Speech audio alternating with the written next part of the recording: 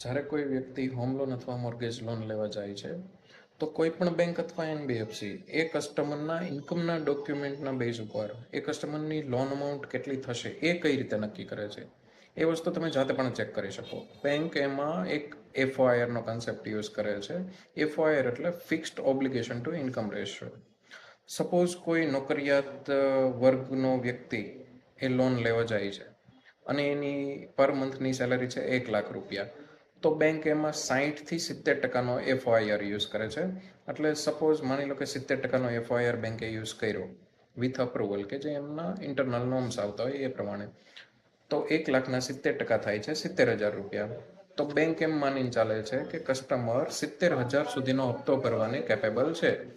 તો 70,000ના હપ્તા પ્રમાણે કસ્ટમરની લોન બેસે છે 72,00,000 થી 75,00,000 રૂપિયા. અને એમાં પણ ટર્મ્સ એન્ડ કન્ડિશન હોય કે 20 વર્ષની લોન હોય અને 9% આજુબાજુનો રેટ ઓફ ઇન્ટરેસ્ટ હોય. Thank you.